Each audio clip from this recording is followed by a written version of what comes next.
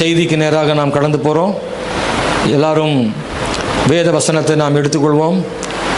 யோபு புஸ்தகத்தில் 33ஆம் அதிகாரம் 26வது வசனத்தை நாம் எல்லாரும் சேர்ந்து படிக்க விரும்புகிறோம். யோபு புஸ்தகம் 33 26வது வசனத்தை நாம் எல்லாரும் சேர்ந்து படிக்கலாம். அவன் தேவனை நோக்கி விண்ணப்பம் பண்ணும்போது அவன் அவருடைய சமூகத்தை கம்பீரத்தோட பார்க்கும்படி அவர் அவன் மேல் பிரியமாகி அந்த மனுஷனுக்கு அவனுடைய நீதியின் பலனை கொடுப்பார். ஆண்டவர் சர்வ வல்லமையுள்ள தேவன். ஆண்டவரை நாம் விசுவாசிக்கிறோம். தேவன் எதையும் செய்ய வல்லவர். அவர் நல்லவர். ஹல்லேலூயா. ஆண்டவருடைய வல்லமைகளை நாம் குறைத்து மதிப்பிட வேண்டாம். நான் இந்த காலையில் இந்த செய்திக்கு முன்னாடி நான் உங்களுக்கு திரும்பவும் சொல்லுகிறேன், எப்பொழுதும் நீங்கள் ஆண்டவர் சர்வ வல்லமை உள்ளவர் என்பதை மறந்து விடாதிருங்கள். நம்முடைய ஆண்டவர் எப்போதும் சர்வ வல்லமை உள்ளவர் என்பதை மறந்து விடாதிருங்கள். நாம் மனிதர்களாக இருப்பதனால பல நேரங்களில் நம்முடைய மனசு ஆண்டவருடைய வல்லமைகளை சரியாக கணிக்க முடிகிறதா, அல்லது ஆண்டவருடைய வல்லமைகளை பற்றிய விசுவாசம் நமக்கு சரியாக இருக்கிறதா என்பதை நாம் பார்த்து கொள்ள வேண்டும். நம்மை போலவே ஆண்டவரை நாம் ஒருபோதும் எண்ணிவிடக்கூடாது. பல நேரங்களில் நம்முடைய மனநிலை எப்படிப்பட்டது என்றால், சில விஷயங்களை தான் நம்மால் செய்ய முடியும், சில விஷயங்கள் நம்மால் செய்ய இயலாது. சில விஷயங்களிலே கொஞ்சம் சாதகமான சூழ்நிலை இருந்தால், அதில் கொஞ்சம் குறைவு இருந்தாலும் பரவாயில்ல, ஓரளவுக்கு இருந்தால் கூட அதில் கொஞ்சம் பண்ணிடலாம் அப்படின்னு நம்ம நினைப்போம். அது நம்முடைய பார்வையில் நமக்கானது மட்டும்தான். நமக்கு ஏதோ கொஞ்சம் மேக்சிமம் இருந்தால் அதிலிருந்து முழுவதையும் செய்வதற்கு நம்மால் இயலும். ஆனால் தேவனுக்கு அப்படி இல்லை. அவருக்கு ஒன்றுமே இல்லாவிட்டாலும் ஆண்டவர் செய்ய முடியும். அவர் எதையும் செய்ய வல்லவராக இருக்கிறார், எப்படியும் செய்ய வல்லவராக இருக்கிறார். யாரை கொண்டும் செய்வார், எவர் இல்லாவிட்டாலும் செய்வார். Price the Lord. அதிகமான பேரை கொண்டும் செய்வார், கொஞ்சம் பேரை கொண்டும் செய்வார், கொஞ்சம் பேரும் இல்லாவிட்டாலும் அவர் செய்ய முடியும். அவர் சர்வ வல்லமையுள்ள தேவனாக இருக்கிறார். தண்ணீரையும் திராட்சரசமாக்கி, இருக்கிற தண்ணீரை கொண்டு திராட்சரசமாக்கி கொடுக்கவும் முடியும். 5 அப்பம் 2 மீன் கொஞ்சம் தான் இருக்கிறது, அதையும் அதிகமாக்கி கொடுக்க முடியும். எதுவுமே இல்லாவிட்டாலும் வானம் திறந்து மன்னாவை கொடுத்து ஜனங்களை போஷிக்க முடியும். தம்முடைய ஜனங்களை போஷிக்க வேண்டும் என்று தேவன் சித்தம் கொண்டால் இருப்பதை வைத்தும் போஷிப்பார், ஒன்றும் இல்லாததை வைத்தும் போஷிப்பார். உங்களுக்கான சாதகமான சூழ்நிலையிலும் உங்களை ஆண்டவர் நடத்துவார். உங்களுக்கு சூழ்நிலையை சாதகமாக இல்லாவிட்டாலும் கர்த்தர் உங்களை நடத்துவார். அதனால தான் அவர் சர்வ வல்லமை உள்ள தேவனாக இருக்கிறார். எத்தனை பேர் நம்புறீங்க? அல்லேலூயா. நீங்கள் விசுவாசித்தால் உங்கள் வாழ்க்கையில் தேவன் அப்படி செய்ய போதுமான தேவனாக இருக்கிறார். நம்முடைய தேவன் பெரியவர், சர்வ வல்லமை உள்ள தேவனாக இருக்கிறார். இந்த வசனத்தினுடைய முக்கியமான பகுதி என்னவென்றால், பின்பகுதியில் சொல்லப்பட்டிருக்கிறது, அந்த மனுஷனுக்கு அவனுடைய நீதியின் பலனை கொடுப்பார். அல்லேலூயா. அந்த மனுஷனுக்கு அவனுடைய நீதியின் பலனை ஆண்டவர் கொடுப்பார். ஒரு மனுஷனுடைய நீதிக்கான பலனை கர்த்தர் கொடுக்கிற தேவனாய் இருக்கிறார். உண்மையாக தேவன் ஒரு மனுஷனுடைய நீதியை பார்க்கிறார், அவனுடைய விசுவாசத்தை பார்க்கிறார், அவனுடையதான ஜெபத்தை ஆண்டவர் பார்க்கிறார். ஆண்டவருக்காக ஒரு மனிதன் படுகிற பிரயாசங்கள், தியாகங்கள், அவனுடைய முயற்சிகள், இதெல்லாம் கர்த்தர் கவனிக்கிறார். அவர் பார்க்காம இருக்கிறார் நினைச்சிடாதீங்க, அவர் பார்க்கவில்லைன்னு நினைச்சிடாதீங்க. நம்முடைய எல்லா தியாகத்தையும், முயற்சிகளையும், பிரயாசங்களையும், நம்முடைய பரிசுத்தத்தையும், நம்முடைய நீதியையும் ஆமென் கர்த்தர் கவனிக்கிறார் என்பதை மறந்து விடாதிருங்கள். கவனிக்கிறது மட்டுமல்ல, நம்முடைய நீதிக்கு தக்க பலனை, நீதியின்படியே நீதிக்கான பலனை அவர் கட்டாயம் கொடுக்கிற தேவனாக இருக்கிறார். சில நேரங்களில் உடனடியாக நீதிக்கு பலன் கிடைக்கலாம், சில நேரங்களில் நீதிக்கான பலன் கொஞ்சம் தாமதமாக கிடைக்கலாம். ஆனால் உடனுக்குடனேயாக கிடைக்கிற பலன் அந்த மனிதனுக்கு எவ்வளவு ஆசீர்வாதமோ, அதைவிட தாமதமாக கிடைக்கிற பலனும் அவனுக்கு அதைவிட ஆசீர்வாதமாகத்தான் இருக்கும். உங்களுடைய நீதிக்கு உரிய பலனை ஆண்டவர் தருவார். அதனால தான் வெளிப்படுத்தின விசேஷத்தில் வாசிக்கிறோம், பரிசுத்தமாக இருக்கிறவன் இன்னும் பரிசுத்தமாகட்டும், நீதி செய்கிறவன் இன்னும் நீதி செய்யட்டும். அதில் சொல்லும்போது அநியாயம் செய்கிறவன் இன்னும் அநியாயம் செய்யட்டும். அப்படின்னா கூடுதலாக செய்யட்டும்னு சொல்லலை, அநியாயம் செய்கிறவன் அவன் செய்துட்டே இருக்கட்டும். அசுத்தமாக இருக்கிறவன் இன்னும் அசுத்தமாக இருந்துட்டு போட்டும். ஆனா உண்மையா இருக்கணும், நீதியா இருக்கணும், ஆண்டவருக்காக வாழணும், அவருக்கு பிரியமா இருக்கணும்னு நினைக்கிறீங்கல்ல, அப்படிப்பட்ட ஆட்கள், அந்த அசுத்தமா இருக்கிற ஆட்களை பார்க்காதீங்கன்ற அந்த வசனத்தினுடைய ஆழம் அதுதான். அநேக நேரங்களில் உண்மையா இருக்கிறவர்கள் உண்மையற்றவர்களை தான் நோக்கி பார்க்கிறார்கள். ஏன் தெரியுமா?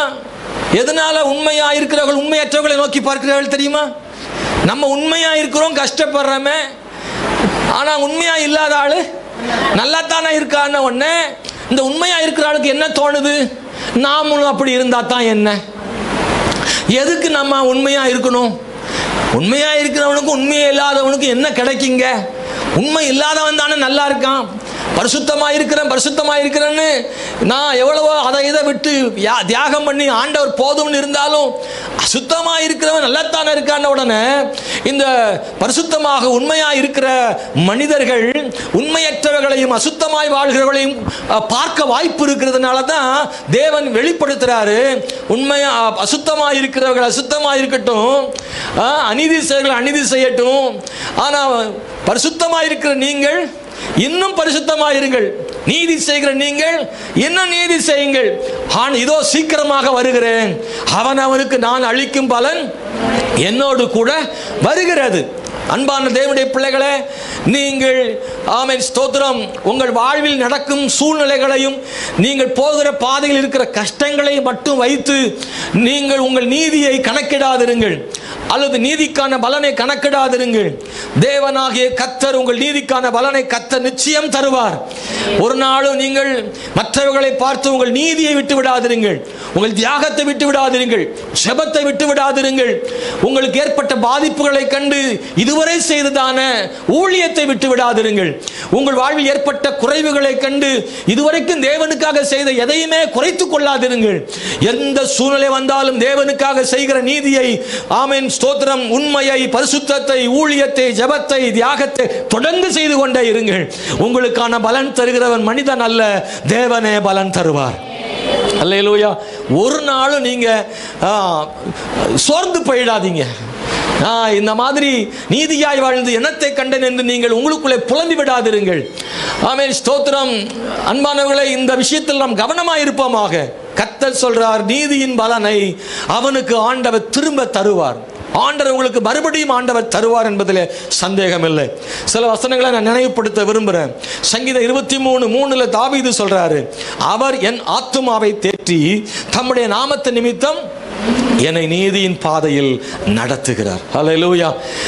பாருங்க, சோர்ந்து போன ஆத்துமாவை ஆண்டவர் தேற்றுகிறார். ஆத்துமா சோர்ந்து போகுமா? ஆமா, சோர்ந்து போகிறது.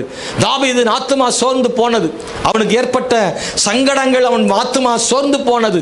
தளர்ந்து போய்விட்டான். இனி ஓட முடியாத என்ற இடத்துக்கு வந்து விட்டான்.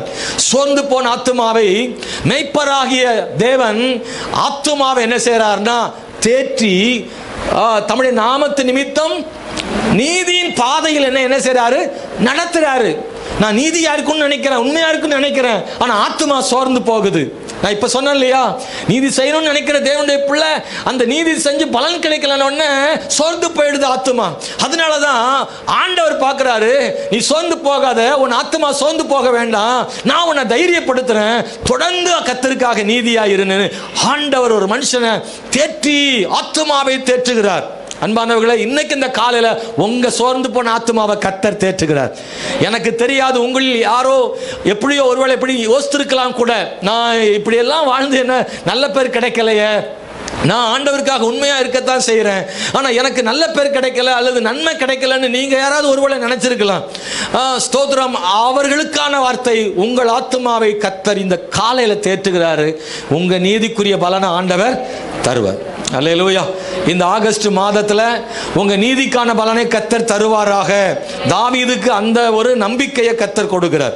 அவன் அதை சொல்லுகிறான். யோவேல் 2:25 படிக்கும்போது, நான் உங்களிடத்தில் அனுப்பின என் பெரிய சேனையாகிய வெட்டுக்கிளிகளும் பச்சை கிளிகளும் முசுக்கொட்டை பூச்சிகளும் பச்சை புழுக்களும் பட்சித்த வருஷங்களின் விளைவை உங்களுக்கு திரும்ப அளிப்பேன் என்று ஆண்டவர் சொல்றார்.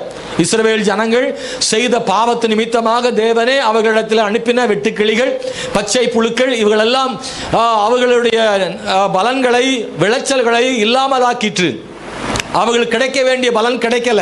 ஆண்டவர் சொல்றாரு, நீங்க மனம் திரும்பினபடினாலே ஆண்டவராகிய நான் உங்களுக்கு மறுபடியும் அந்த எதையெல்லாம் நீங்க இழந்தீர்களோ அதை திரும்பவும் பெற்றுக்கொள்ளும்படி நான் உங்களுக்கு பலனை கொடுப்பேன். பச்சை புழுக்கள் பட்சித்த வருஷங்களின் விளைச்சலை உங்களுக்கு திரும்ப அளிப்பேன் சொல்றார்.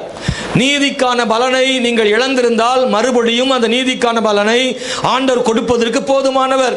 யோபு புஸ்தகத்தில் 1ஆம் அதிகாரம் 8ஆம் வசனத்தில் சாத்தானுக்கும் ஆண்டவருக்கும் பேச்சுவார்த்தை நடக்கு. அதுல ஆண்டவர் சொல்றாரு, உத்தமனும் சன்மார்க்கனும் தேவனுக்கு பயந்து பொல்லாப்புக்கு விலகுவருமாகிய யோபுவின் மேலே கவனம் வைத்தாயோ அப்படின்னு ஆண்டவர் சொல்றார்.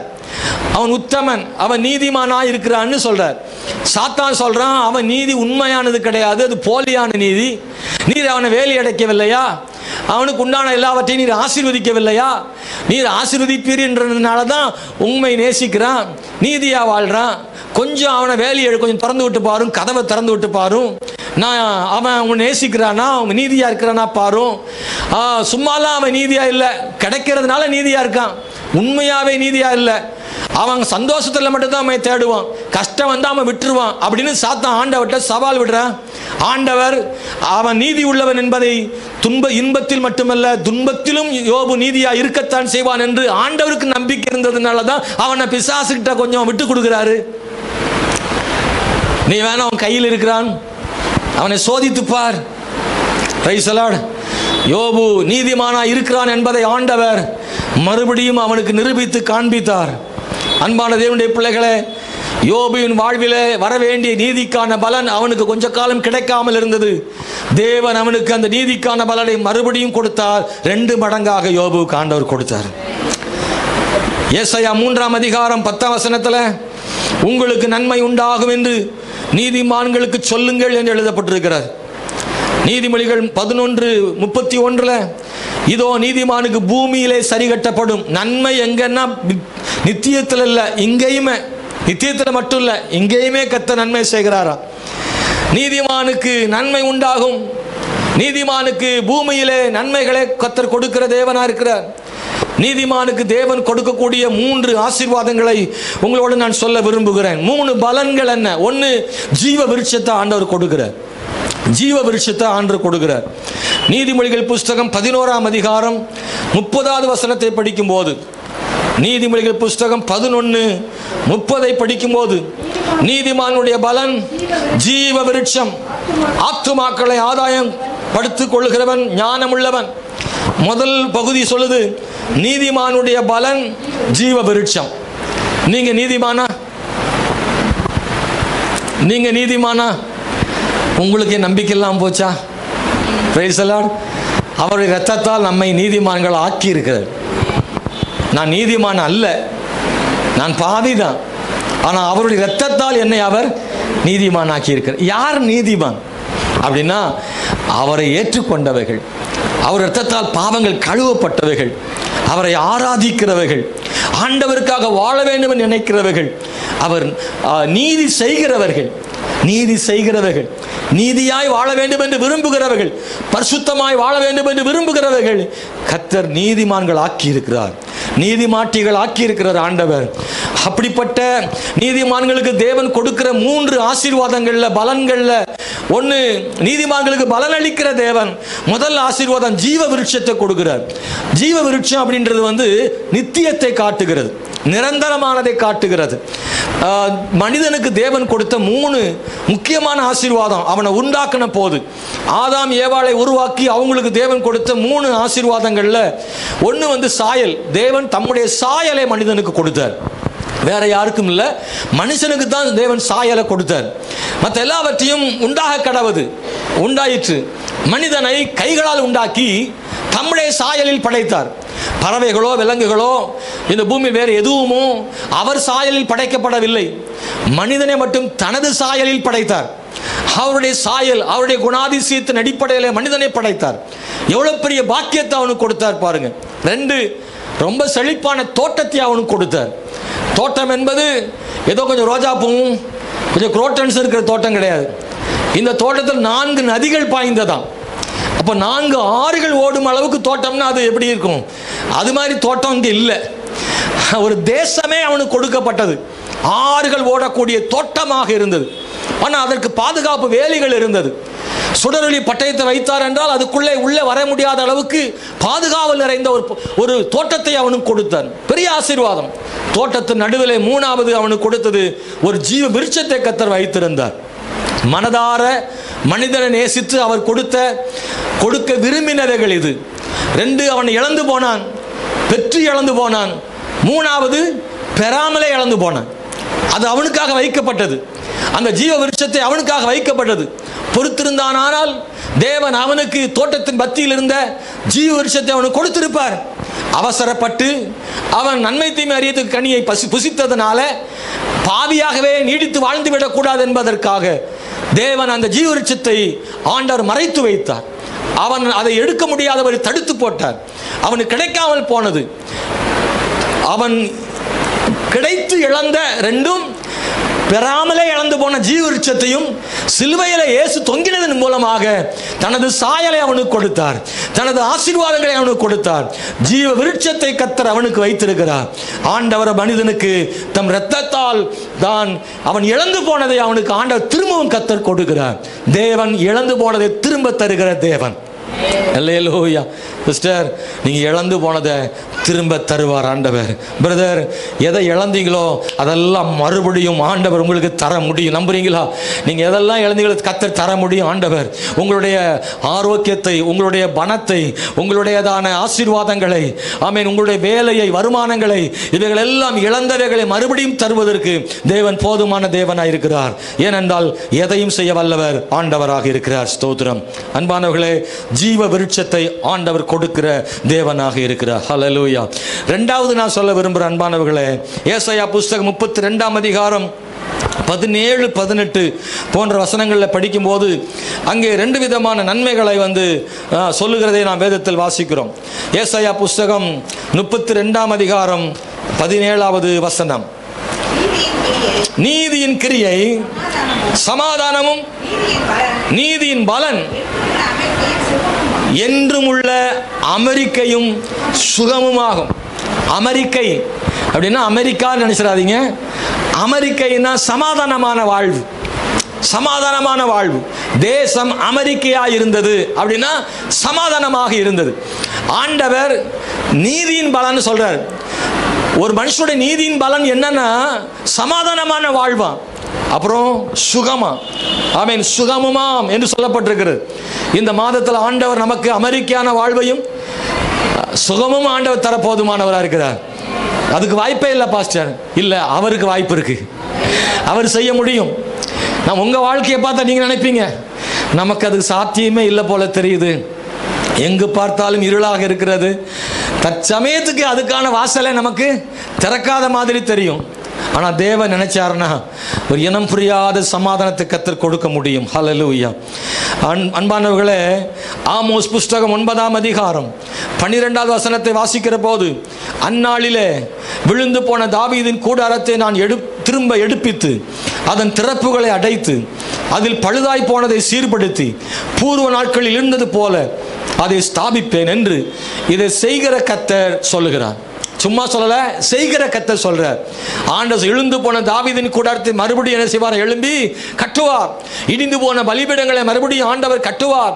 தாவீதின் கூடாரம் விழுந்து போனாலும் அதை மறுபடியும் எழுத்தி கட்டுவதற்கு போதுமான தேவனாக இருக்கிறார். உடைந்து போன உள்ளங்களை சீர்படுத்துகிற தேவனாக இருக்கிறார். உடைந்து போன குடும்பங்களை சீர்படுத்துகிறவராக இருக்கிறார். நம்முடைய தேவன் நம்முடைய வாழ்விலே தளர்ந்து போன விழுந்து போனவைகள் எல்லாம் மறுபடியும் கட்டி எழுப்புவதற்கு தேவன் போதுமானவராக இருக்கிறார். விசுவாசித்தால் அது நடக்கும். ஏதோ இது சாதாரண பிரசங்கம் என்று நினைத்தால் சாதாரணமாகவே இருக்கும். உங்களோடு கர்த்தர் பேசுகிற வார்த்தை என்று விசுவாசித்தால் உங்கள் வாழ்வில் தேவன் கட்டி எழுப்புகிறதை உங்கள் கண்கள் காணும்படி ஆண்டவர் செய்வார். இந்த வசனங்களை தீர்க்க தரிசனமாக தேவன் தரும் வார்த்தையாக நீங்கள் அப்படியே ஏற்றுக்கொள்ளுங்கள். என் தேவன் எனக்கு செய்வார் நம்புங்கள். நீதிக்கான பலனை கர்த்தர் இந்த நாட்களில் கர்த்தர் கொடுக்க வல்லமையுள்ள தேவனாக இருக்கிறார். அன்பானவர்களே, நீதிமானுக்கு தேவன் தருகிற பலன்களில் இன்னொரு முக்கியமான விஷயத்தை நான் சொல்ல வரேன். 3வது பலன் என்ன தெரியுமா? ஆமென். சத்துருக்களை தேவன் பழி வாங்குகிற தேவனா இருக்கிறார். உன் சத்துருக்களை தேவன் பழி வாங்குகிற தேவனா இருக்கிறார். சங்கீத புஸ்தகம் 58:10 படிக்கும்படி நான் கேட்கிறேன். சங்கீதம் 58:10.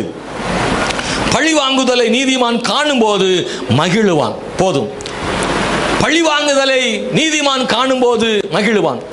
அப்படின்னா என்ன அர்த்தம்னா, நீதிமானாகிய ஒரு மனிதன் பழி வாங்குதலை காண்பான். யார் பழி வாங்குவது? ஆண்டவர் சொல்றாரு, பழி வாங்குதல் எனக்குரியதுன்னு சொல்றார்.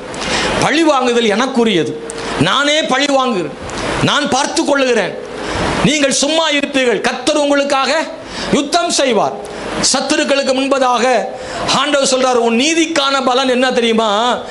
நான் பழி வாங்குகிற தேவன்றார். நல்லா கவனிங்க, உண்மையான ஒரு நீதிமான் சத்துருக்களை அழியும்படியாக ஜெபம் பண்ண மாட்டான். உண்மையான நீதிமான் தன் சத்துருக்களை அழியும்படியாக ஜெபம் பண்ண மாட்டான். ஆண்டவரே நீரே பார்த்து கொள்ளும் என்று அவர் கையில் விட்டு விடுவான். அவன் தான் உண்மையான நீதிமான். ஒருவேளை நீங்க அப்படி ஜெபிச்சுக்கிட்டு இருக்கிறவங்களா இருந்தா உங்க ஜெபத்தை கொஞ்சம் மாத்திடுங்க. ஆமென். உங்களுக்கு தீமை செய்தவர்களுக்காக, உங்களை அவமானப்படுத்தினவர்களுக்காக நீங்கள் ஜெபிக்கும் போது, ஆண்டவரே அவர்களை அழித்து விடும் ஆண்டவரே, ஒன்றுமில்லாமல் ஆகட்டும் ஆண்டவரே என்று நீங்கள் ஏதாகிலும் அப்படி ஜெபம் பண்ணி கொண்டிருந்தால், இன்னையிலிருந்து உங்க ஜெபம் மாறட்டும். ஆண்டவரே, என் சத்துருக்களை உம்முடைய கையிலே கொடுத்து விடுகிறேன் ஆண்டவரே. என்னை அவமானப்படுத்தின, எனக்கு விரோதமாய் தீமை செய்த ஆண்டவரே, என்னை அழுக செய்த, என்னை காயப்படுத்தின அவர்களை நீரே பார்த்து கொள்ளும் ஆண்டவரே, உங்க சித்தத்தின்படி செய்யும் ஆண்டவரே என்று ஜெபியுங்கள். அல்லது அவர்களை ரட்சியும் என்று ஜெபம் பண்ணுங்க. அவங்க மனம் திரும்பணும் ஜெபம் பண்ணுங்க. அவங்க செய்த தவறை உணரும்படியாக அவங்களுக்கு ஒரு பாடம் புகட்டும் என்று ஜெபம் பண்ணுங்க. ஆண்டவரே ஸ்தோத்திரம். ஆண்டவர் அப்படித்தான் நினைக்கிறார். உன் சத்துருக்களுக்கு முன்பாக தேவன் உன்னை உயர்த்தி, ஆமென், அவர்கள் அழிந்து விட்டால் உன் உயர்வை அவர்கள் பார்க்க முடியாமல் போய்விடும். இல்லை இல்லை, அவர்கள் அழியக்கூடாது, அவர்கள் இருக்க வேண்டும். உன் உயர்வை இருக்கு பார்த்து தான் போகணும். அவங்க கர்த்தர் உன்னை கைவிடவில்லை என்பதை அவர்கள் கண்கள் கண்டுதான் போக வேண்டும். உன் உயர்வை காணாம முன்பதாக மறித்து விடக்கூடாது, அவர்கள் இருக்கணும். Praise the Lord. ஹல்லேலூயா. இன்னைக்கு இந்த காலைவேளை தேவனுடைய பிள்ளைகளே, கர்த்தர் தம்முடைய பிள்ளைகளுக்கு நீதியின் பலனை கொடுக்கிற தேவன். மூன்றாவது, கர்த்தர் உன்னுடைய சத்துருக்களுக்கு முன்பதாக தேவன் உன்னை உயர்த்துகிற தேவன். பழிவாங்குதல் கர்த்தருக்குரியது. தேவ பிள்ளைகள், ஒரு நாள் உங்கள் சத்துருக்களை சபிக்காதிருங்கள். அழிக்கணும்னு நினைக்காதீங்க, அழிஞ்சு போகணும்னு நினைக்காதீங்க. அவர்களும் மனிதர்களை, தேவனுடைய படைப்பு. அவங்களுக்காக ஜெபம் பண்ணுங்க. கர்த்தர் அவர்களையும் மனம் திரும்ப செய்ய கர்த்தர் கிருபை செய்வாராக. ஹல்லேலூயா. தேவனுடைய பழிவாங்குதல் இப்போது என்ன தெரியுமா அன்பானவர்களே, அவர் நினைச்சார்னா அழிக்க முடியும். ஆனா அவர் அதை செய்ய விரும்பல. அவர் என்ன செய்ய விரும்புறார் தெரியுமா? நாமும் அதைத்தான் விரும்பணும். ஆண்டவரே, சத்துருக்கள் முன்பதாக எனக்கு ஒரு பந்தியை ஆயத்தப்படுத்தி என் தலை எண்ணெயால் அபிஷேகம் பண்ணுங்க. அப்படின்னு என்ன அர்த்தம்? சத்துரு இருந்தா தானே பந்தியை பார்க்க முடியும். ஹல்லேலூயா. நீ நாசமா போவன்னு சொன்னானே, அவனுக்கு முன்னாடி நல்லா வாழ்ந்து காமிக்கணுமே, அப்ப அவன் இருக்கணுமே தானே. ஹல்லேலூயா. அவன் சிதறடிக்கப்பட நினைக்காதீங்க, அங்கேயே அந்த தெருவிலே இருக்கட்டும் கொஞ்ச நாளைக்கு. கர்த்தர் உங்களை உயர்த்துவாரு, உயர்த்தி வைப்பார்.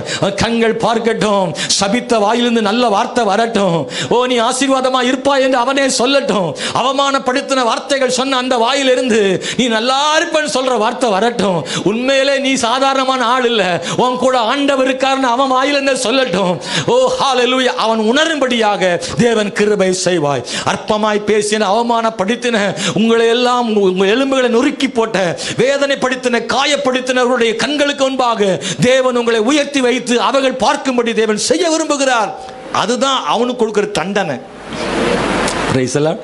ஒரு மனுஷன், உங்க சத்துரு உங்களுக்கு முன்னாடி அழிஞ்சு போறதை விட, உங்க சத்துரு உங்களுக்கு முன்னாடி இருந்து உங்க நன்மையை பார்த்து அவனா வெக்கப்பட்டு உங்க மூஞ்ச கூட பார்க்கறதுக்கு வெக்கப்பட்டு நிற்கிறான்ல, அதுதான் பெரிய தண்டனை. அதை விட அவன் அழிகிறதை விட உங்க முன்னாடி உங்க உயர்வை பார்த்து வெக்கப்பட்டு நிற்கிறான்ல, அதுதான் பெரிய தண்டனை. ஆண்டவர் அதை செய்ய விரும்புகிறார். ராஜாக்கள் புஸ்தகத்தில் ஸ்தோத்திரம் நாம் படிக்கும்போது, 1 சாமுவேல் புஸ்தகத்தில் படிக்கும்போது 26ஆம் அதிகாரம் 23ஆம் வசனத்தில் தாவீது, ஆமென் ஸ்தோத்திரம், சாலமோன் இப்படி ஜெபிக்கிறத பார்க்கிறோம். கர்த்தர் அவனுக்கு அவனவன் நீதிக்கும் உண்மைக்கும் தக்கதாக பலன் அளிப்பாராக. இன்று கர்த்தர் உம்மை என் கையில் ஒப்பு கொடுத்திருந்தும் கர்த்தர் அபிஷேகம் பண்ணினவர் மேல் என் கையை நீட்ட மனதில்லாதிருந்தேன். இது தாவீதுக்கும் சவுலுக்கும் இடையில் நடந்த ஒரு சம்பவம். நான் என்ன கவனிங்க, நான் உங்களுக்கு சொல்றேன். சேயீர் அப்படின்ற ஒரு பட்டணத்தை ஜனங்கள் தாவீத சவுல் தேடுறதை பார்த்து அந்த ஊர் மக்கள் என்ன பண்ணிட்டாங்கன்னா, சவுலுக்கு தகவல் கொடுத்துட்டாங்க. ராஜாவே, நீ தேடுகிற மனிதன் தாவீது இங்கே தான் இருக்கிறான், நீ வந்து அவனை பிடித்து கொள்ளும் என்று சொல்லிவிட ஆள் அனுப்பி தாவீதும் தேடி வந்துட்டான். சவுலை பிடிக்கணும். ராத்திரி ஆயிடுச்சு. காட்டுக்குள்ள ஒரு இடத்துல ராத்தங்கிறாங்க. சவுல் படுத்திருக்கிறான். அவனுக்கு பாதுகாப்புக்கு அப்னேர் தளபதி ஈட்டியோடு தண்ணீர் சம்போடு அவன் அருகில் இருக்கிறான். அங்கே சவுலுக்கு சரியான பாதுகாப்பு. சுற்றிலும் முதல் ரவுண்டு, ரெண்டாவது ரவுண்டு, மூணாவது ரவுண்டு அப்படின்னு வரிசையா ராணுவ வீரர்கள் அவனை சுற்றி படுத்திருக்காங்க. இரவில் தாவீது உண்மையாகவே சவுல் தன்னை தேடி வருகிறாரா என்பதை அவன் வேவு பார்க்கிறான். ஆள் விட்டு அனுப்பி தெரிந்து கொண்டான். அந்த இடத்துக்கு அவன் போகிறான். அந்த பாளையத்தில் அவன் அருகிலே போகிறான். தன்னை தேடி வருகிறவனை அவனே தேடி போகிறான். இராணுவத்தோடு இருக்கிற ராஜாவை தேடி தாவீது போகிறான். நெஞ்சு துணிச்சல் ரொம்ப அதிகம் தாவீதுக்கு. நம்மளா இருந்தால் என்ன செய்வோம்? கூட 4 மைல் தள்ளி போவோம். அவன் சவுலை தேடி அங்கே வர்றான். அவன் கேட்குறான், என் கூட யார் வர்றா? யோவாபின் சகோதரன் அபிசாய் சொல்றான், நான் வரேன். தாவீதும் அபிசாயும் வந்து உண்மையாகவே அந்த இடம் ரொம்ப உணர்ச்சி பூர்வமான இடம். சைலண்ட் நைட் நேரம், எந்த சத்தமும் இல்லை, எல்லாரும் தூங்கிட்டு இருக்காங்க. சில வண்டுகள் சத்தம் தான் கேட்குது. மனிதர்கள் நடமாடினால் தெரிந்துவிடும். ஒருவேளை சத்தம் கட்டு முடிச்சுட்டாங்கன்னு வைங்க, அபிசாயின் தாவீதும் சட்னி ஆயிடுவாங்க, கொன்றுவாங்க. ரொம்ப சென்சிட்டிவான நேரம். ரொம்ப பக்கத்தில் நெருங்கி வராங்க. பாருங்க, அங்கும் இங்குமாக படுத்து எப்படி மல்லாக்க கிடக்குது ஒவ்வொன்றும். ராணுவ வீரர் ஒவ்வொருத்தர் காலுக்கு இடையில கால் வச்சு அப்படியே முதல் வட்டம், 2வது வட்டம், 3வது வட்டம் தாண்டி உள்ள போனா அப்னேரும் சவுலும் உள்ள இருக்காங்க, மத்தியில் தூங்கிட்டு இருக்காங்க. அந்த உள்ளுக்குள்ள போன பிறகு அபிசாய் சொல்றான், தாவீது ஐயா ராஜா, ஒரே ஒரு வார்த்தை மாத்திரம் சொல்லும். 2 குத்தா இல்ல, ஒரே குத்தா. அது என்ன 2 குத்து இல்ல? முத குத்து குத்தி சிலிப்பாயிராது. ஏன்னா ஒரு குத்து சிலிப்பாயிட்டுனா அம்மா ஐயான்னு கத்திடுவான், எல்லாரும் சேர்ந்து கொன்றுவாங்க. சத்தமே வராம கமுக்கம் முத குத்திலே காலி பண்ணுன்றான் அபிசாய். தாவீது சொல்றான், தேவனால் அபிஷேகம் பண்ணப்பட்டவன் மேல நான் கை போடுறதில்ல. ஹல்லேலூயா. தாவீது உண்மையிலே அந்த இடத்துல அதை செய்யலை. அவன் செய்யறது நல்லதோ கெட்டதோ, அவனுடைய குணங்கள் எப்படி எனக்கு தெரியல. ஆனால் கர்த்தர் அவனை அபிஷேகம் பண்ணியிருக்கிறார்ல, அதனால நான் அவனை பழி வாங்க மாட்டேன், அவனை கொல்ல மாட்டேன்னு தாவீது முடிவெடுக்கிறான். ஆனால் ஒன்று செய்கிறான், அந்த ஈட்டியையும் அந்த செம்பையும் மட்டும் எடுத்துக்கொண்டு கொஞ்சம் தூரம் போயிடுறாங்க. ஒரு உயரமான இடத்துக்கு போயிடுறாங்க. அவங்களுக்கு இவங்களுக்கு இடையில கொஞ்சம் டிஸ்டன்ஸ், ஓடி பிடிக்க முடியாதபடி தூரத்தில் போய் நின்று கொண்டு உயரத்தில் இருந்து தாவீது கூப்பிடுகிறான், அப்னேரே, நீர் பராக்கிரமசாலி அல்லவா, நீ வீரன் அல்லவா, உமது ராஜாவை நீ காப்பாற்றாமல் போனது என்ன? அல்லேலூயா. வசனம் சொல்லுது, எல்லாருக்கும் கர்த்தர் 5 நித்திரை உண்டு பண்ணாராம். தாவீது போற துணிச்சல் அவன் துணிச்சல் கிடையாது, கர்த்தர் நமக்கு ஏதாவது செய்வார்னு தான் போயிருக்கான். அவனுமே நம்ம போயிட்டு துணிச்சல போயிட்டு ஓடி வந்துருவோன்னு அவன் நம்பிக்கையில போல, தேவன் ஏதாவது செய்வாருன்னா போனா தேவனும் தூக்கத்தை கொடுத்துட்டாரு. ஆண்டவர் மட்டும் தூக்கத்தை கொடுக்கலன்னா அன்னைக்கு அவ்வளவுதான், முடிஞ்சு போச்சு கதை. ஆண்டவரா பார்த்து தூக்கத்தை கொடுத்துட்டாரு. தாவீது சொல்றான், அப்னேரே, நீ காப்பாற்ற தவறிட்டீர் என்று அவன் சொல்லி அங்கே கூப்பிடுகிறான். அந்த வசனத்தில் சொல்றான், இன்று கர்த்தர் உம்மை என் கையில் ஒப்பு கொடுத்திருந்தும் கர்த்தர் அபிஷேகம் பண்ணினவர் மேல் என் கையை நீட்ட மனதில்லாதிருந்தேன், அதை செய்யல நான். கடைசியில் சொல்றான் தாவீது, இந்த ஈட்டியும் செம்பு ஏண்டதா இருக்கு, வேணா ஒரு ஆளை விட்டு வாங்கிட்டு போகணும், அதையும் கொடுத்துட்டான், அதை கூட திருட்டு வரல. அந்த ஈட்டியும் செம்பையும் அவன் கையில் கொடுத்துட்டு வருகிறான். சவுலுக்கு எப்படி தெரியுமா இருந்திருக்கும்? செத்தவனா நிற்கான். நான் சொன்னல, தேவனுடைய பிள்ளையை உன் சத்துரு அழிவதல்ல, உனக்கு முன்னாடி அவன் வெட்கப்பட்டு நிற்கும்படி செய்வார் ஆண்டவர், அவன் தலைகுனியை வைக்கும்படி செய்கிறார் ஆண்டவர். சவுல் அப்படியே நெஞ்ச பிடிச்சு நிற்கான். கொஞ்ச நிமிஷத்துல செத்தே போயிருப்பமே, கொன்றுப்பானுவல.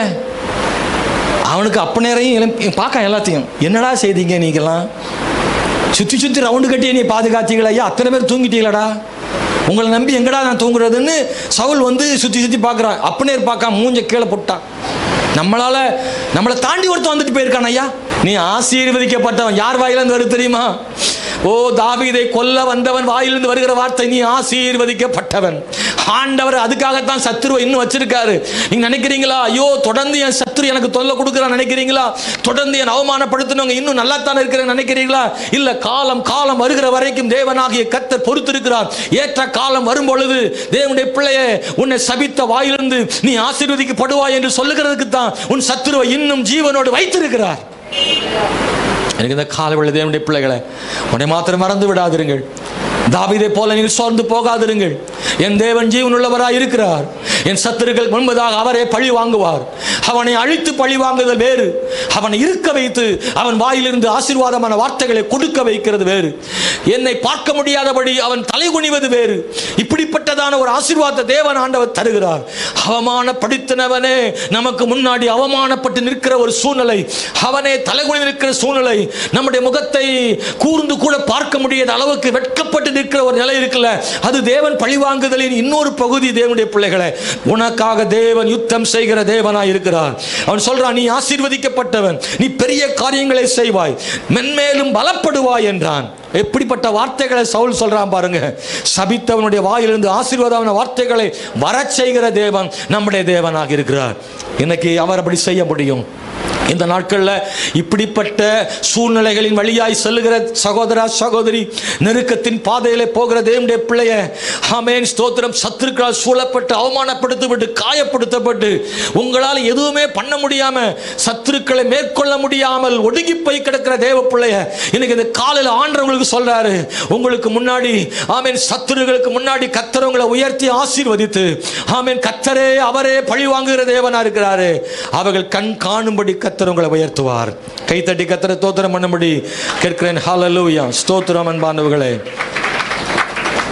இரண்டாவது தேவன் நமக்கு கொடுக்கிற ஆசீர்வாதம் ஒன்று தெரியுமா?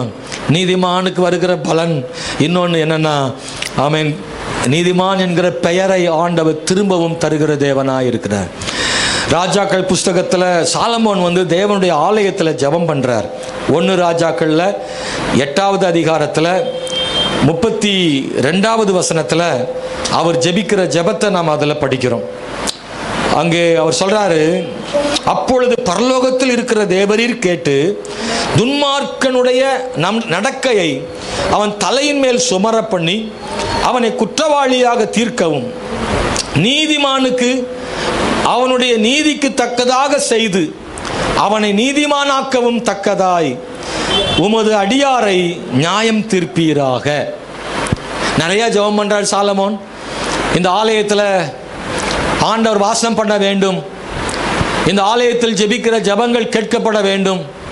உம்முடைய ஜனங்கள் பாவம் செய்து சிறையிருப்புக்குள் போகும்போது அங்கிருந்து இந்த ஆலயத்தை நோக்கி கூப்பிட்டால் அவருடைய சிறையிருப்பை மாற்றி அவர்களை விடுவிக்க வேண்டும்.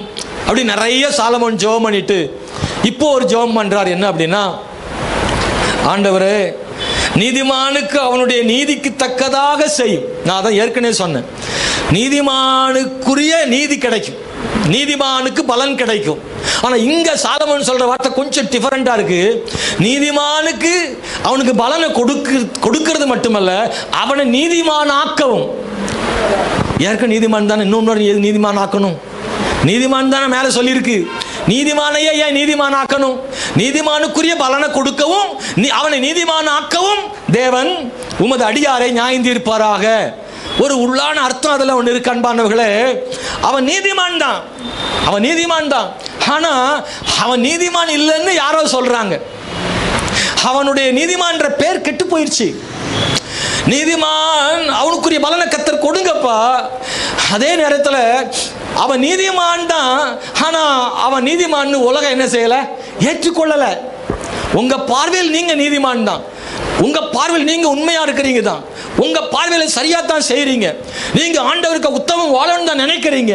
ஆனா உங்களை பார்க்கிற சத்துருக்கள், உங்களை பார்க்கிற சில ஜனங்கள் உங்களை பார்க்கும்போது இல்ல இல்ல இவர் நீதிமான் இல்லைன்னு சொல்றான். அதுக்கு என்ன காரணம்? உங்களுக்கு ஏற்பட்ட சில சம்பவங்கள், சில துயரங்கள், வியாதிகள், பலவீனங்கள், பிரச்சனைகள், சண்டைகள், குழப்பங்கள். ஒரு நீதிமான் கஷ்டப்படும் பொழுது, கண்ணீர் வடிக்கும் போது உலகம் சொல்லுகிறது, உண்மையா நீதிமானா இருந்தா ஏன் அவனுக்கு அப்படி நடக்குது?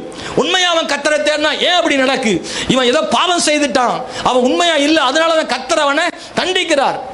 என்ன பாவம் செய்தானோ, என்ன துரோகம் செய்தானோ, என்ன பண்ணானோ, கடவுள் அவனை தண்டிச்சிட்டாருன்னு இந்த உலகம் பார்த்து சொல்லுது. யோபு அப்படிப்பட்ட ஒரு மனிதனாக இருந்தான். நீதிமானும் உத்தமனும் சன்மார்க்கனும் தேவனுக்கு பயந்து பொல்லாப்புக்கு விலகுகிறதான மனிதன் யோபு பற்றி சொல்லப்பட்டிருக்கு. உண்மையா ஒரு நீதிமான் தான். சொல்றான், என் வேலைக்காரர்களுக்கு நான் கூலியை மறைத்து வைத்தது உண்டோன்னு கேட்கிறான். சம்பளம் பாக்கி வச்சது கிடையாது. அவன் ஒரு நாளும், ஆமென் ஸ்தோத்திரம், தவறு செய்ததில்லை, பாவம் செய்ததில்லை. அவன் எந்தெந்த காரியத்திலெல்லாம் உத்தமமாக இருந்தான்னு அவன் சொல்லும்போது ஆச்சரியமாக இருக்கிறது. யோபு சின்ன சின்ன காரியத்தில் கூட நான் கவனமாக இருந்தேன்னு சொல்றாரு. அவ்வளவு ஆண்டவருக்கு உத்தமமாக வாழ்ந்த யோபு. ஆனால் அவனுடைய சிநேகிதர்கள் இப்படி சொல்றாங்க, நீதிமான தேவன் தண்டிப்பாரோ? பாவம் செய்யாதவனுக்கு தேவன் துணையா இருக்க மாட்டாரோ? நீர் பாவம் செய்திருக்கிறீர், நீர் தேவ சமூகத்தில் விழுந்து மன்றாட வேண்டும், ஆண்டவரிடத்தில் மனம் திரும்ப வேண்டும், அழ வேண்டும், மன்னிப்பு கேட்க வேண்டும், ஆண்டவர் உம்மை விடுவிப்பார் என்று யோபுவை பார்த்து எல்லாரும் சொல்றாங்க. யோபு தான் உத்தமன் என்று நீதிமான் என்று தெரிந்திருந்தாலும் கூட எல்லாரும் சொல்ல சொல்ல சொல்ல இவனுக்கே என்ன ஆயிருது, நானே ஒரு சரியில்லாமல் இருப்பனோன்னு சொல்லி அவனுக்கே தெரிகிறது. யோபு 9ஆம் அதிகாரத்தில் 20வது வசனத்துக்கு நேராக வந்தா, யோபுவுக்கே நம்பிக்கை போகும் அளவுக்கு நண்பர்கள் பேசினார்கள். யோபுவின் சிநேகிதனுடைய பேச்சை கேட்டு கேட்டு அவனுக்கே அவன் மேல் சந்தேகம் வரும் அளவுக்கு இருந்தது. நான் என்னை நீதிமானாக்கினாலும் என் வாயே என்னை குற்றவாளியாக்கும். நான் உத்தமன் என்று சொன்னாலும் நான் மாறுபாடானவன் என்று அது சாட்சி கொடுக்கும். அவனே புலம்புறான், நான் உத்தமனா இல்லையோ, அவங்க சொல்றாங்களே, இவங்க சொல்றாங்களே, இந்த உலகம் என்ன தவறா பார்க்குது, எல்லா கண்ணும் ஒரு மாதிரி பார்க்குது, எனக்கு ஏன் இந்த கஷ்டம், ஏன் எனக்கு இந்த பிரச்சனை, ஏன் இந்த பலவீனம், ஏன் எனக்கு இந்த நெருக்கடி, இவங்களெல்லாம் வந்ததை வச்சு பார்க்கும்போது கர்த்தர் எங்களோடு கூட இருந்தால் இவங்களாம் ஏன் நடக்கிறதுன்னு ஒருத்தன் கேட்டான்ல. யார் கேட்டான் சொல்றீங்களா? யாராவது? கிதியோன் கேட்கிறான், பராக்கிரமசாலியே கர்த்தர் உன்னோட இருக்கிறான்னு சொன்னவன் கேட்கிறான், அப்படின்னா கர்த்தர் எங்களோடு இருந்தா ஏன் இதெல்லாம் நடக்குன்னு கேட்கிறான். அநேக தேவ பிள்ளைகள் மனசுல அதான் ஓடுது, நான் நீதிமானா இருந்தா ஏன் எனக்கு நடக்கு, நான் ஆண்டவர் என் கூட இருந்தா ஏன் இப்படி நடக்கிறது. மனுஷன் அடுத்தவங்களும் அப்படித்தான் சொல்றாங்க, இவன் ஆண்டவர் இப்போ உண்மையா தேர்னா ஏன் இவனுக்கு நடக்குது, பைபிள் தூக்கிட்டு போறானே, சர்ச்சில் ஜெபம் பண்றானே, இப்படி எல்லாம் நடக்குது, ஏன் இவனுக்கு இதெல்லாம் நடந்தது, அப்படியானால் இவனோடு கர்த்தர் இல்லை, இவன் உண்மையாக இல்லை, இவன் பரிசுத்தமாக இல்லை, இவன் நீதியாக இல்லை, ஏதோ ஒரு பெரிய தவறு பண்ணியிருக்கான், அதனாலதான் இவனுக்கு இப்படி நடக்கிறது என்று உலகம் சொல்லுகிறது. அதை கேட்கும்போது யோபு கலங்கி அழுகிறான். அன்பானவர்களே, ஸ்தோத்திரம், நீதிமான் ஆக்கவும் ஆண்டவர் போதுமான தேவனாய் இருக்கிறார். நீதிமானுக்கு நீதிக்கு தக்கதாகவும் செய்கிறாரு. அவன் நீதிமான் என்ற பெயரை இழந்து போனான்.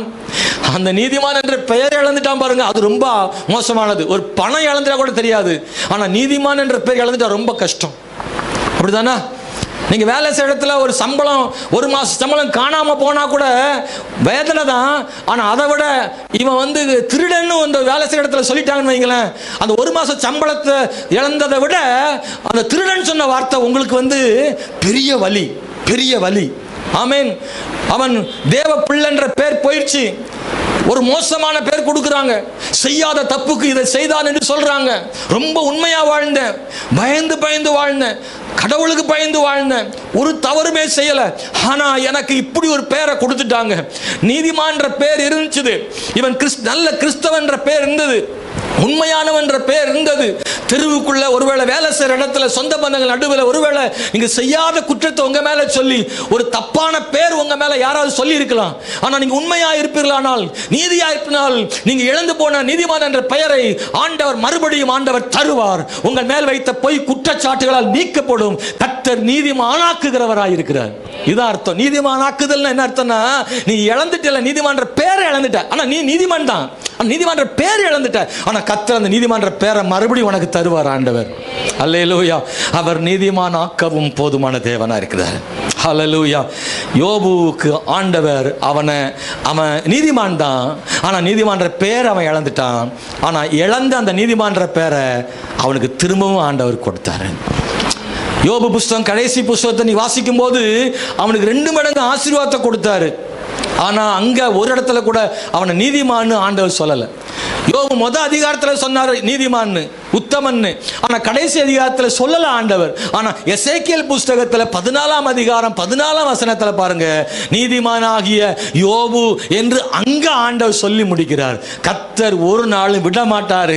காலங்கள் மாறலாம், சூழ்நிலைகள் மாறலாம், சில வருஷங்கள் ஆகலாம், ஆனால் உன்னை ஆண்டவர் நீதிமானாக்கித்தான் ஆண்டவர் காரியங்களை செய்கிறார். தேவன் போதுமானவர். இன்னொரு மனுஷனை சொல்றேன், கவனிங்க. யோசேப்புக்கு ஒரு நல்ல பேர் இருந்துச்சு இல்ல? போகும்போது அடிமையா போனா, இப்போ அவனுக்கு ஒரு பேர் கிடைச்சிருக்கு. என்ன பேர்னா விசாரணைக்காரன். போர்த்திபார் வீட்டில் விசாரணைக்காரன்ற ஒரு பேர் கிடைச்சிருக்கு. ரொம்ப சந்தோஷம். எல்லாம் அவன் தான் பொறுப்பு, அதிகாரி. வீட்டுக்கு எல்லாம் போயிட்டு இருக்கும்போது திடீர்னு அவனுடைய பெயர் மாறிடுச்சு. என்ன பேர் ஆயிட்டுன்னா, போர்த்திபார் மனைவியினால குற்றவாளி என்ற பேர் வந்துருச்சு. இப்போ விசாரணைக்காரன், உண்மையான மனிதன் என்ற பெயர். அந்த போத்திபார் ஒன்றையும் விசாரிக்கலையாம். அப்படின்னா என்ன அர்த்தம்? யோபு மேல அவ்வளவு உண்மை. அவன் உண்மையா இருந்ததுனால தானே எதை பத்தி அவன் கேட்கல, கணக்கே கேட்கல, எதையும் விசாரிக்கல. அப்படி ஒரு நம்பிக்கை வச்சிருந்தாரு அந்த இடத்துல. ஆனா அந்த நம்பிக்கை ஒரே நாள்ல ஒண்ணுலாம் போயிடுச்சு. குற்றவாளியாக்கப்பட்டான். இப்பொழுது சிறையில் இருக்கிறான். இவனுக்கு கீழே வேலை செஞ்சவங்க கூட இப்ப அவனை பார்க்கும்போது அப்படிதான் பார்ப்பாங்க. ஹலோ, குற்றவாளியா பார்க்குறாங்க. இழந்து போன அந்த பெயரை யோசேப்புக்கு மறுபடியும் தேவன் கொடுத்தாரு. நீதிமானை நீதிமானாக்குகிறார். நீதிமானுக்குரிய பலனையும் கொடுக்கிறாரு. நீதிமானை நீதிமானாக்குகிறார். மக்கள் நடுவில் நீதிமாக்குறாரு. யோபுவே, யோசேப்பே, நீ நீதிமான் தான் எனக்கு தெரியும்பா. ஆனா நீதிமான்னு உலகம் நம்பல. ஆனா உலகம் நீதிமான் நம்புறதுக்கு உனக்கு அந்த பேரை மறுபடியும் நான் உனக்கு தருவேன் சொன்னாரு. இப்போ அவனுக்கு ஒரு பேர் கிடைச்சிருக்கு. என்ன பேர்னா தேசத்தின் அதிகாரி என்ற பேரு. பட்டணத்தில் எகிப்து தேசம் முழுவதுக்கும் அவன் சிங்காசனத்தில் உட்கார வச்சார் ஆண்டவர். அல்லேலூயா. போர்த்திபார் வீட்டுக்கு எங்க சாப்பாடு யார் தான் கொடுக்கணும்? இப்போ ஹலோ, நல்லா கவனிங்க. போர்த்திபார் பொங்குற சோறு யார் அரிசிப்போம்? நீங்க யோசிக்கிறீங்களா? போர்த்திபார் மனைவி வீட்டில் சொல்றா போர்த்திபார், ஐயா கோதுமை காலியா போச்சு. இல்லையா, கொஞ்சம் தான் ஒரு படி இருந்துச்சு, காலியா போச்சியா? போர்த்திபார் சொல்றாரு, ஆள் அனுப்பி வாங்கிட்டு வர சொல்லு அப்படின்னா ஒரு ஆள் போய் அங்கே போய் இவன் அதிகாரின்றதுனால ஆள் அனுப்பியிருப்பான். அவன் போய் கேட்பான், யார் ராணி? போர்த்திபார் அம்மா மனைவி அனுப்பி விட்டாங்கண்ணா. உடனே இவனுக்கு யோசனை வரும், அவள் தானே என்னைய குற்றவாளி ஆக்கிட்டா, அவளை தூக்கிட்டு வான்னா தூக்கிட்டு வந்திருப்பான். அல்லேலூயா. நான் எந்த சிறையில் இருந்தனோ அதே ஜெயிலில் அவளை போட்டு நான் சாப்பிட்ட அலுமினி தட்டிலேயே அவளையும் சாப்பிட வச்சு நான் பார்க்கணும் நினைச்சான்னா செய்யலாம்.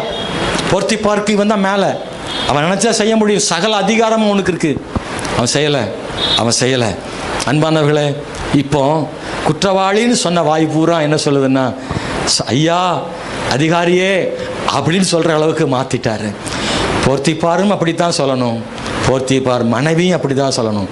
யாரெல்லாம் இவனை குற்றவாளி என்று சொன்னார்களோ, அவனை குற்றவாளி ஆக்கினதே போர்த்திபார் மனைவிதான். அவள் சொன்னதினாலே எல்லாரும் அவனை குற்றவாளி என்றார்கள். ஆமாவா இல்லையா? போர்த்திபாரும் சேர்ந்து கொண்டான். குற்றவாளி என்று போர்த்திபார் நேரில் பார்க்கவில்லை. குற்றவாளி என்று சொன்ன ஒரு ஆளுடைய ஆதாரத்தை வைத்து அந்த எஜமானும் அவனுடைய வேலைக்கார் எல்லாருமே யோசேப்பை குற்றவாளி என்றார்களே. அவங்க எல்லாரும் இப்போ குற்றவாளின்னு சொல்ல முடியாது. இப்போ ஐயா அதிகாரியே எஜமானரே என்று சொல்லும் அளவுக்கு யோசேப்பு இழந்து போன பெயரை மறுபடியும் கர்த்தர் அவனுக்கு கொண்டு வந்து நிறுத்தினார். ஒரு மனிதன் இழந்து போனதையும் தருகிறார், அதை விட கூடவும் ஆண்டவர் தருகிறார். உண்மையான ஒரு நீதிமான் தான் இழந்த பெயரை மட்டுமல்ல, அதோடு சேர்த்து தான் கர்த்தர் கொடுக்கிறார். முன்னாடி இருந்த விசாரணைக்காரன் என்ற பெயர், அந்த பெயர் ஒரு சிலர் தான் சொல்ல முடியும். போர்த்திப்பார்லாம் சொல்ல மாட்டான். போர்த்திப்பார் இவனை வான் தான் கூப்பிடுவான். மற்ற எல்லாம் போர்த்திப்பார் மனைவி எல்லாம் அப்படிதான். அந்த வீட்டில் இருக்கிற மற்றவங்கெல்லாம் இவனை சார் சார் ஐயாம்பாங்க. ஆனால் போர்த்திப்பார் மனைவியும் அவனை அப்படி கூப்பிட மாட்டாங்க. இப்போ இவங்களும் சேர்ந்து கூப்பிடுற அளவுக்கு ஒரு உயரமான பெயரை கர்த்தர் யோசேப்பு கொடுத்தார். பிரைஸ் தி லார்ட், அல்லேலூயா. தேவன் நீதிமானை நீதிமானாக்குகிறார். இழந்து போன நீதிமான் என்ற பெயரை திரும்பவும் தருகிறார். உண்மை உள்ளவன் என்ற பெயரை மறுபடியும் கொடுக்கிறார். ஜெபிக்கிறவன் என்ற பெயரை மறுபடியும் கொடுக்கிறார். கர்த்தரோடு கூட இருக்கிறவன் என்ற பெயரை மறுபடியும் கொடுக்கிறார். இவன் பாவி அல்ல, இவன் தேவனோடு கூட இருக்கிறவன் என்று கர்த்தர் மறுபடியும் இந்த பெயரை கொடுக்கிறார். கர்த்தர் தாவீதோடு இருந்தார் என்கிற பெயரை மறுபடியும் கொடுக்கிறார். நீ ஆசீர்வதிக்கப்பட்டவன் என்ற பெயரை மறுபடியும் ஆண்டவர் கொடுக்கிறார். அவன் நீதி உள்ளவன் என்ற பெயரை மறுபடியும் கொடுக்கிறார். அல்லேலூயா. தேவன் இழந்து போன பெயரை கூட மறுபடியும் தருகிற தேவனாய் இருக்கிறார். ஆண்டவர் இயேசு கிறிஸ்து கூட அவர் நல்ல போதகரே அப்படின்னு கூப்பிடுற அளவுக்கு எல்லா பாவிகளை நேசித்தார். எல்லாரும் அவரை விரும்பினாங்க. அவர் வீட்டுக்கு வந்துட்டா கூட அவ்வளோ சந்தோஷம் சகைவுக்கு. நல்ல பேர் இயேசுவுக்கு. ஆனால் அந்த பேர் ஒரு நாளில் போயிடுச்சு. இப்போ யார் தெரியுமா? இவர் குற்றவாளி, சிலுவையில் தொங்கி இருக்கிறார். குற்றவாளிகளில் ஒருவர். அப்படி ஆகிட்டார். தன் பெயரை இழந்தார் இயேசு. அவர் நீதி உள்ளவர். ஆனால் மக்கள் அவரை பெயர் மாற்றி விட்டார்கள். சில நேரங்களில் நம்முடைய பெயரை நான் மாற்றவில்லை, உலகம் நம்முடைய பெயரை மாற்றுகிறது.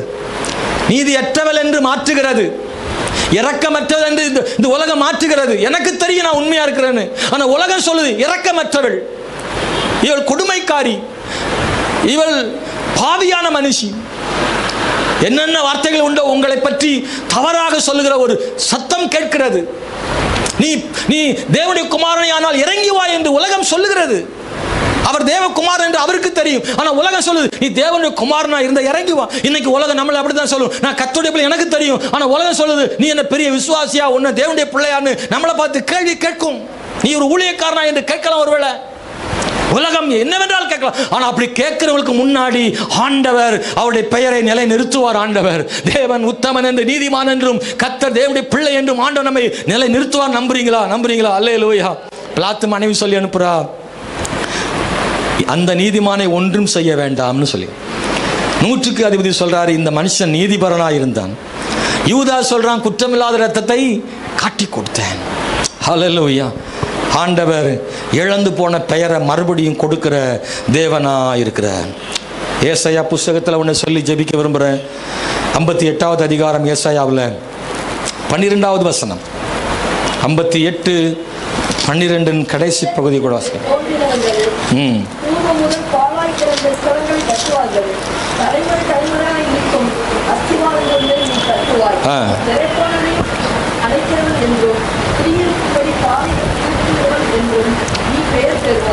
உங்களுக்கு ஒரு பேர் கிடைக்கும். என்ன பேர்னா, ஆமென், தலைமுறையா இருக்கும் அஸ்திபாரங்கள் மேல் நீ கட்டுவாய், திறப்பானதை அடைக்கிறவன். Price the Lord. அலங்க இடிஞ்சு கிடக்கல, அதை நீ கட்டுவாய், கட்டுகிறவன் என்று பேர் வரும். குடியிருக்கும்படி பாதைகளை திருத்துகிறவன் என்றும் நீ பேர் பெறுவாய். ஆண்டவர் நமக்கு நல்ல பேர் கொடுக்கிறவர் மட்டுமில்ல, 4 பேருக்கு நல்ல பேர் கிடைக்கிற அளவுக்கு நம்மளை கர்த்தர் பயன்படுத்துவாராம். அநேகரை நாம் நீதிக்குட்படுத்தும்படி கர்த்தர் நம்மளை பயன்படுத்துவார். ஒரு நீதிமானுக்கு கிடைக்கிற 3வது ஆசீர்வாதம் என்னன்னா, எனக்கே அப்படி நினைக்காதீங்க, உங்களை இன்னும் 4 பேருக்கு ஆசீர்வாதமாக கர்த்தர் வைப்பார். எனக்கு இந்த நன்மை கிடைச்சா நல்லா இருக்கும்னு நினைக்கிறீங்க. ஆண்டவர் அந்த நன்மையை இன்னொருத்தருக்கு நீங்க தான் கொடுக்குற அளவுக்கு உங்களை உயர்த்துறார். எனக்கே வேலை கிடைச்சா பரவாயில்ல நினைக்கிற நீங்க 4 பேருக்கு வேலை வாங்கி கொடுக்குற அளவுக்கு உங்களை ஆசீர்வதிக்க முடியும். எனக்கு ஆரோக்கியம் கிடைச்சால் போதும் நினைக்கிற நீங்க 4 பேருடைய ஆரோக்கியத்துக்காக ஜெபம் பண்ணி அற்புதம் நடக்கும்படி உங்களை கர்த்தர் பயன்படுத்த முடியும். தேவன் எதையும் செய்ய வல்லவராக இருக்கிறார். தேவனுடைய பிள்ளைகளே, இந்த கால வேளையில தேவன் அதை சொல்றார். பாழாய் கிடந்த ஸ்தலங்களை கட்டுவார்கள் என்றார். தலைமுறையா இருக்கும் அஸ்திபாரங்கள் மேல கட்டுவாய் என்றார். அஸ்திபாரம் இருக்கு, மேல கட்டப்படலை. ஆனா உன்னை கொண்டு தேவன் கட்டுவிக்கிற தேவனா இருக்கிறார். நம்மளை பயன்படுத்தி ஆண்டவர் பெரிய காரியங்களை செய்வார். அல்லேலூயா. நீங்க உங்களுக்கே தேவைக்காக எதிர்பார்க்கிற ஆளா இல்லாம மற்றவங்க தேவையை சந்திக்கிற ஆளா உங்களை தேவனை ஆசீர்வதிக்க முடியும். ஆமென். அல்லேலூயா. கண்களை மூடி ஜெபம் பண்ண போகிறோம். வருகிற நாட்களில் தேவன் அப்படி செய்ய வல்லமை உள்ள தேவன். ஹல்லேலூயா. நீங்கள் அநேகருடைய கண்ணீரை துடைக்கிறவங்களா, அநேகரை கட்டி எழுப்புறவங்களா, அநேகருக்கு ஆறுதல் சொல்கிறவங்களா, அநேகரை விசுவாசத்தில் வளர்க்குறவங்களா, அநேக பின்வாங்கி போன மக்களை கிறிஸ்துவுக்கு நிலைநிறுத்துறவங்களா? ஓ ஹல்லேலூயா. நீங்கள் நீதிமான் என்று பெயர் பெறுகிறது மட்டுமல்ல, மற்றவர்களை நீதிமான் என்று பெயர் பெற செய்ய ஆண்டவர் கையில் எடுத்தவங்களை பயன்படுத்த ஆண்டவர் போதுமான தேவனாயிருக்கிறார். ஹல்லேலூயா, ஹல்லேலூயா, ஹல்லேலூயா. Thank you Lord. நன்றி இயேசுவே, நன்றி ஆண்டவரே, நன்றி ஆண்டவரே. ஹல்லேலூயா, ஹல்லேலூயா. ஆமென். ரூத் என்ற பெண், அவளுடைய வாழ்க்கையே கேள்விக்குறியாக இருந்தது. அவள் மேசியாவின் வாழ்வுக்கு அஸ்திபாரமிட்டவளாக கர்த்தர் அவளை மாற்றினார். எத்தனை பேர் ஹல்லேலூயா. நல்லா கவனிங்க. ரூத்துக்கே வழி இல்லை, அவளுக்கே வாழ்க்கை இல்லை. அவள் வாழ்க்கை அதோடு முடிஞ்சு எதிர்காலமற்றவளாக இருந்தா. ஆனால் ரூத்துடைய வாழ்வில் தேவன் ஒரு போவாசை கர்த்தர் கொடுத்து அவள் குடும்பத்தை ஆண்டவர் கட்டி எழுப்பி, ஆமென், அவனுக்கு ஓபேத் என்கிற ஒரு குமாரனை கொடுத்து, அந்த ஓபேத் மூலமாக ஈசாயை பிறக்க வைத்து, அந்த ஈசாயின் வயிற்றில் தாவீதை பிறக்க வைத்து, தாவீதின் வம்சத்தில் மேசியாவை பிறக்க வைத்து, ஓ எதிர்காலத்தை பற்றி கேள்விக்குறியா இருந்தவளுக்கு எதிர்காலத்தை நிர்ணயிக்கிறவளா கர்த்தர் மாத்தினார். பாருங்களேன், ஆண்டவர் எதையும் செய்வார். ஆண்டவர் எதையும் செய்வார். உங்க வாழ்க்கையில தேவன் அப்படி செய்ய முடியும். நம்புங்க. அதான் முக்கியம். நம்பிக்கை தான் முக்கியம். விசுவாசம் தான் முக்கியம். ஹல்லேலூயா. என் வாழ்க்கையில் நிறைய கேள்விக்குறி இருக்குது. எல்லாம் எதிர்மறையா இருக்குது. நான் நினைச்ச மாதிரி நடக்கல. ஓ எப்படியோ என் குடும்பம் போய்கிட்டு இருக்கு என்றெல்லாம் நினைக்கிறீர்களோ தேவனுடைய பிள்ளைய, இந்த காலவெளியில கர்த்தரை விசுவாசிங்க. எந்த சூழ்நிலை எதிராக இருந்தாலும் என் தேவனாகிய கர்த்தர் உங்க வாழ்வில் ஒரு பெரிய நீதியை கர்த்தர் தர முடியும். நீதி செய்கிற தேவ பிள்ளை நீதிக்கான பலனை கர்த்தர் தருவார். ஒரு நாளும் கர்த்தர் விடுகிறது இல்லை. ஏற்ற வேளை வரும்போது நீதியின் பலனை பெற்றுக் கொள்வீங்க. ஓ நீங்க உங்களுக்கு ஆசீர்வாதமாக மாறுகிறது மட்டுமல்ல, சபைக்கு ஆசீர்வாதம் உங்களை மாற்றுவாரு, சண்டே ஸ்கூலுக்கு ஆசீர்வாதம் உங்களை மாற்றுவாரு, கேட்சலுக்கு ஆசீர்வாதம் மாற்றுவாரு, சபை விசுவாசிக்கு ஆசீர்வாதம் உங்களை மாற்றுவாரு, உங்க தெருவுக்கு ஆசீர்வாதம் மாற்றுவாரு, வேலை செய்யற இடத்துல இன்னொரு மனிதனுக்கு ஆசீர்வாதம் கர்த்தர் உங்களை மாற்றுவார். தேவனுடைய பிள்ளைய நம்புறீங்களா? நம்புறீங்களா? கர்த்தர் செய்ய முடியும். கர்த்தர் செய்ய முடியும். ஆமென். ஹல்லேலூயா, ஹல்லேலூயா. நன்றியோடு துதிக்கிறோம் ஆண்டவரே. ஹல்லேலூயா. ஒரு முறை கூட கர்த்தர்ட்ட ஒப்பு கொடுக்க போறோம். 2 நிமிஷம். ஆண்டவரே, என்னை தாழ்த்தி ஒப்பு கொடுக்கிற ஆண்டவரே, இந்த வசனத்தை நான் விசுவாசிக்கிறேன். நீங்க எனக்கு செய்ய முடியும் நம்புறேன். நீங்க எனக்கு செய்ய முடியும் நம்புறேன். ஹல்லேலூயா, ஹல்லேலூயா. கையை உயர்த்தி ஆண்டவர்ட்ட, ஆண்டவரே நான் நீதிமானா இருக்க கிருபை செய்யும் ஆண்டவரே. கர்த்தாவே, இந்த உலகம் என்னை பற்றி என்ன சொன்னாலும் பரவாயில்லை, உங்களுக்கு முன்னாடி உங்க பார்வையில் நான் நீதிமானா இருக்கணும்னு சொல்லி எத்தனை பேர் கை உயர்த்தி ஆண்டவர்ட்ட ஒப்பு கொடுக்க முடியும்?